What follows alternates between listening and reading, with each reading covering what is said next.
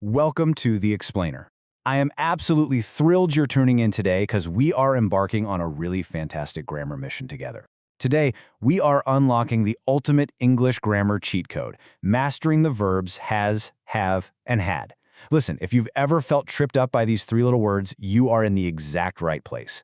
We're going to break this down so simply today that you'll walk away with total confidence. Let's get right into it. So, tell me, do you get confused using has, have, and had? Honestly, if you're nodding your head yes right now, you are totally not alone. This is a universal frustration for so many English learners. But, well, here is my promise to you. By the end of this explainer, we are going to fix this permanently. We're going to give you an easy, unforgettable solution so you never have to second-guess yourself in a conversation ever again. Here's our roadmap for today. We'll meet the verbs, master the present tense, unlock a really cool past tense shortcut, explore real-life applications, bust some common mistakes, and finish up with a little practice. Treat these rules like a simple cheat code, and learning becomes incredibly efficient. All right, section 1. Meet the helping verbs. Okay, let's dive into this. Has, have, and had are what we call helping verbs, and they have a few very specific jobs. They show possession, like when you own or have something. They're also used when talking about eating or drinking, or expressing experiences we go through. Plus, they help form actions in the perfect tense. But if we strip it all down to the absolute core meaning, have means have, has means has, and had means had. They're literally the engine driving so many of our daily sentences. Moving right along to section 2, mastering the present tense. In the present tense, you basically have two choices, have or has. It's essentially a matching game, right? You pair the word have with the subjects I, you, we, and they. So for example, I have a car, or they have money. On the flip side, you use has with he, she, it, or a single person's name, like Ali or Sarah. So that becomes he has a bike or she has long hair. Once you lock this map in your mind, your foundation is totally set. But wait, here's a massive plot twist for negative sentences. You might hear someone say, he does not has money. But actually, scratch that. The absolutely correct way is, he does not have money. Why? Well, because whenever you use the helping words does or doesn't in a sentence, it literally acts like a reset button. You must always revert back to using the base word have. Even though the subject is he, the presence of does not overrides the rule. That means we drop the has and just use have. Okay, so the exact same logic applies when we're asking questions. Forming questions is just a matter of plugging words into these specific formulas. To ask a positive question, it's do plus subject plus have, like do you have a pen? For negative questions, it's do plus subject plus not plus have, making don't they have a car?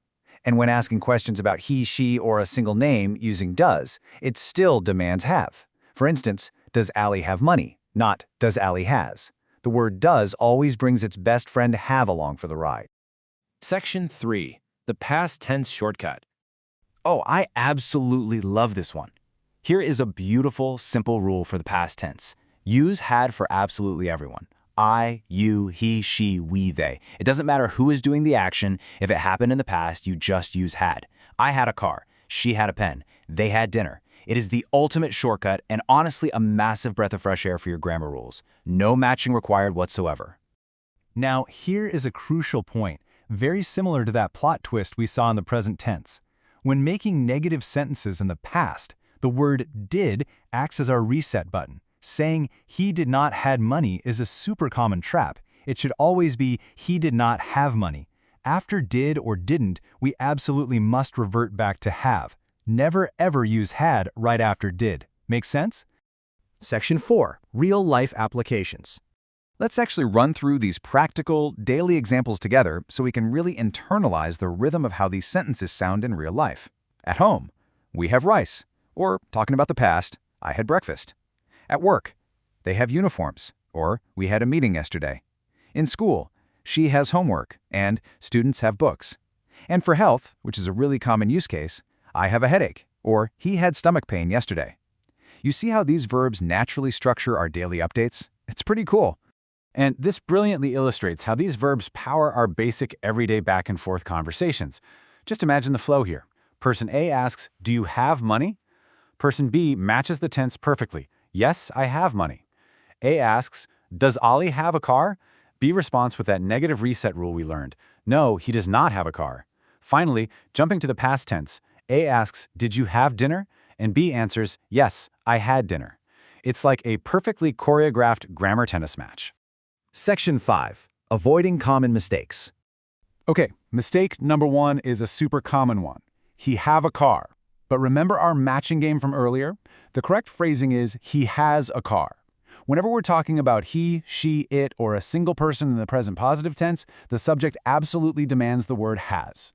Mistake number 2 brings us right back to that golden reset rule. I know your brain might instinctively want to say she does not has money because the subject is she, but the totally correct sentence is she does not have money.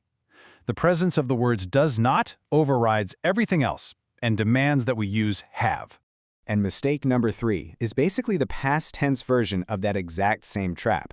You might hear, they did not had food. Let's just slow down for a second here.